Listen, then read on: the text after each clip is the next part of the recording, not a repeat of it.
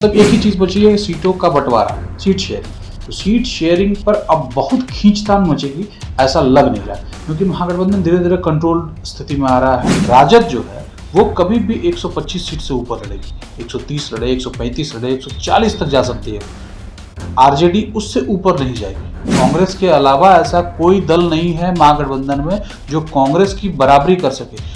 कांग्रेस अकेले भी लड़े तो भी वो मतलब बहुत खराब स्थिति में नहीं है, क्योंकि उसके पास एक कार्टर वोट है। कांग्रेस को आप बिल्कुल इग्नोर नहीं कर सकते हैं। कांग्रेस आज के तारीख में राजद के बाद महागठबंधन की सबसे बड़ी पार्टी है। नए नए दलों की बात आई थी तो बड़े दलों को ही कॉम्प्रोमाइज करना पड़ेगा, क्योंकि मुकेश सहनी तो 15 से 20 सीट पर काम खत्म उनका। 6 सीटें राजद को मिली थी, यहाँ जेएमएम को 5 सीट मिलेगी, इसमें कोई डाउट नहीं है। क्या है कि राजद का अटैक जेडीयू पर है, कांग्रेस का अटैक भाजपा पर है। यही इन लोगों की स्ट्रेटेजी है। देखिए, बिहार में बिहार विधानसभा चुनाव है और इस चुनाव के दौरान लगातार जो है बैठकों का दौर जारी है।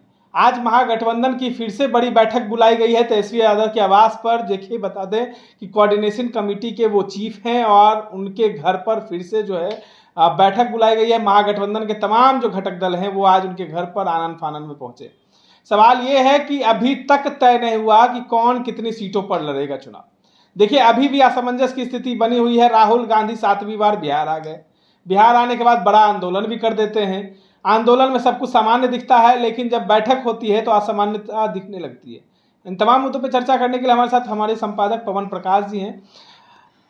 राहुल गांधी बिहार आते हैं, सब कुछ सामान्य दिखता है, लगता है कि सब कुछ बात तय हो गया, लेकिन जब बैठक होती है, बैठक में नेताओं का बयान होता है तो कुछ का सुर बदला बदला लग जाता है। क्यों ऐसा? नहीं, ऐसा कुछ नहीं है। 5वीं बैठक के बाद से चीजें बहुत हद तक कंट्रोल में आई है महागठबंधन के। महागठबंधन अब उस क्राइसिस में नहीं जा रहा है जो उसके पहले तक दिख रहा है। मतलब चुनाव जैसे जैसे करीब आ रहा है, तेजस्वी यादव की पकड़ उतनी ही मजबूत हो रही है और वो उंगली जैसे किसी हाथ की एक उंगली सिर्फ मजबूत नहीं बन रही है, वो धीरे धीरे सभी उंगलियों को मजबूत कर रहे हैं। यानी कि उनका जो मुक्का है वो टाइट बन रहा है। तो टाइट बन रहा है, इसका मतलब कि तेजस्वी यादव भी मजबूत हो रहे हैं, कांग्रेस भी टाइट हो रही है, वीआईपी को भी जगह मिल रही है, लेफ्ट पार्टीज को भी मिल रही है, नए दल जैसे जेएमएम और पशुपति पारस की पार्टी है उसको भी जगह मिल रही है। तो ले देकर मुक्का ये लोग अब मजबूत कर रहे हैं और एनडीए के खिलाफ एक मतलब निर्णायक वार की तरफ धीरे धीरे बढ़ रहे हैं। अब वो आपस में मारकाट वाली स्थिति धीरे धीरे वो ढलती जा रही है। राहुल गांधी के आने के बाद चीज़ें बहुत क्लियर हुई हैं और आगे अभी जैसे कि अभी आज जिस समय हम लोग बात कर रहे हैं उस समय महागठबंधन की कोऑर्डिनेशन कमेटी की बैठक चल रही है जो मैनिफेस्टो पर बेस्ड है। मैनिफेस्टो हो सकता हो कि ज्वाइंट एक मैनिफेस्टो तैयार हो जाए या उस पर बात बने कि मैनिफेस्टो हम लोग तैयार कर लें, क्योंकि मैनिफेस्टो आज तो घोषित होगा नहीं, घोषित तो होगा बाद में। तो हो सकता हो कि उस पर चर्चा बन जाए, जो उन्होंने वो या वादे करने हैं, जिसको भी जो भी वादा करना है वो एक मिलीजुली हिसाब किताब कॉमन मिनिमम प्रोग्राम टाइप का एक ज्वाइंट मैनिफेस्टो वो लोग बना लें। तो सीटों के पर अब मतलब एक ही चीज़ बची है, सीटों का बंटवारा, सीट शेयरिंग। तो सीट शेयरिंग पर अब बहुत खींचतान मचेगी ऐसा लग नहीं रहा, क्योंकि महागठबंधन धीरे धीरे कंट्रोल स्थिति में आ रहा है और तेजस्वी यादव सबको एक साथ रखने में, एक साथ बनाए रखने में, एक साथ ले आने में सफल होते थे। सीट का बात ये हो रही है कि क्या महागठबंधन नीचे जाएगी, घटेगी सीटों पर, या कांग्रेस घटेगी? क्योंकि घटने का तय तो नहीं हो रहा है, मतलब क्योंकि किसी का रुख नहीं लग रहा है। राजद या कांग्रेस दोनों में से कौन नीचे जाएगा? देखिए, कांग्रेस सबसे बड़ा दल, राजद सबसे बड़ा दल है, सबसे ज्यादा सीटों पर लड़ेगा निश्चित तौर पर, इसमें कोई डाउट नहीं है। जो कांग्रेस के बाद दूसरे नंबर की सीटें रहेंगी वो सिंपल कांग्रेस की ही रहेंगी। कांग्रेस के अलावा ऐसा कोई दल नहीं है महागठबंधन में जो कांग्रेस की बराबरी कर सके। कांग्रेस अकेले भी लड़े तो भी वो मतलब बहुत खराब स्थिति में नहीं है, क्योंकि उसके पास एक कार्टर वोट है, एक मतलब उसे लोग जानते हैं, मानते हैं, समझते हैं।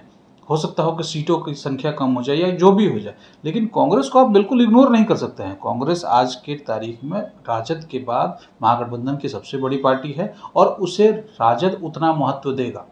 अब रही बात सीटों की संख्या में, सीटों की संख्या आप मानकर चलें कि राजद जो है वो कभी भी 125 सीट से ऊपर लड़ेगी, 130 लड़े, 135 लड़े, 140 तक जा सकती है। आरजेडी उससे ऊपर नहीं जाएगी। राजद का जो मतलब नंबर ऑफ सीट्स है उस 140 से ऊपर स्कोप नहीं बचता है, क्योंकि उन्हें सभी दलों को एकोमोडेट करना है। दलों को महागठबंधन में मिला लेने भर से ये काम नहीं चलेगा, उनको सीटें देनी होंगी, उन्हें जगह देना होगा लड़ने के लिए। तो लड़ने के लिए जब भी जगह देने की नए नए दलों की बात आएगी तो बड़े दलों को ही कॉम्प्रोमाइज़ करना पड़ेगा, क्योंकि मुकेश सहनी तो 15 से 20 सीट पर काम खत्म उनका, उससे ज़्यादा उन्हें सीटें नहीं दी जाएंगी और वो मान भी लेंगे। मुकेश सहनी के पास बहुत मतलब वाइड स्थिति नहीं है कि वो 20 से ज़्यादा सीटों पर जाए।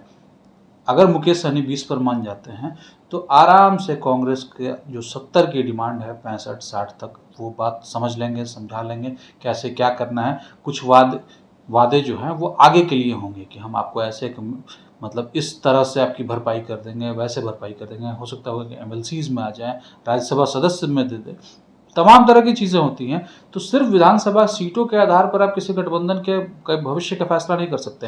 हो सकता है कि लोकसभा की सीटें उनके अगले चुनाव में ज़्यादा प्रॉमिस हो जाए, या निकट भविष्य में जो सीटें राज्यसभा की खाली होने वाली होंगी उसमें हो सकता हो कि कांग्रेस को कुछ बढ़त मिल जाए, तो कांग्रेस उस पर भी मान जाए।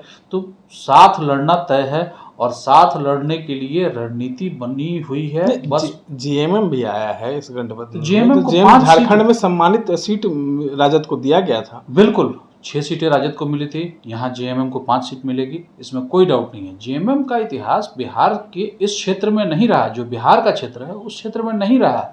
इस बात को ऐसा नहीं है कि हेमंत सोरेन नहीं जानते हैं और हेमंत सोरेन नहीं समझता है, लेकिन आरजेडी उधर एक्टिव रहा है। जो झारखंड आज मौजूदा झारखंड है, जो पुराना बिहार था, अविभाजित बिहार था, उसमें राजद एक्टिव रहा है। राजद की सीटें वहाँ रही हैं और सीट राजद के उम्मीदवार वहाँ से जीतते रहे। राजद का दावा इसलिए वहाँ मजबूत होता है। ठीक है, आज पार्टी की स्थिति वैसी नहीं है जैसी 2000 के पहले होगी, लेकिन इतनी भी खराब नहीं है कि वहाँ से सीटें नहीं निकले, और निकलती रही हैं। जेएमएम के साथ भी ऐसे अकेले लड़कर भी राजद वहाँ से सीटें निकालता रहा। तो जेएमएम जबकि यहाँ पर वैसी स्थिति नहीं है, तो जेएमएम को राजद के सपोर्ट से कुछ सीटें मिलेंगी, 4-5 सीटें तक मिल सकती हैं। 5 सीटें मुझे लगता है कि जेएमएम को आरजेडी देगा और जेएमएम से खुशी खुशी कबूल भी करेगा, इसमें कोई दिक्कत नहीं। एक सवाल है कि मैनिफेस्टो पे बात कर रहे थे, तो आज कांग्रेस का जो है वो अलग ही रुख अंदाज दिख रहा है। कांग्रेस जो है अब नेताओं की पोल खोलने लगा। आपने कुछ दिनों पहले सुना होगा जीवेश मिश्रा की चर्चा हुई थी, जो राजस्थान में उनके दवाई की कंपनी है, उसको लेकर आज कांग्रेस के प्रवक्ता, राष्ट्रीय प्रवक्ता जो हैं, उन्होंने उनकी पोल खोली है। तो कैसे देखते हैं, क्योंकि राजद जो इस चीज़ से बच रहा है, लेकिन कांग्रेस इस चीज़ को जो है वो अपना रही है। देखिए, राजद क्या है कि राजद का अटैक जेडीयू पर है, कांग्रेस का अटैक भाजपा पर है। यही इन लोगों की स्ट्रेटेजी है और इसी के तहत सब कुछ चल रहा है।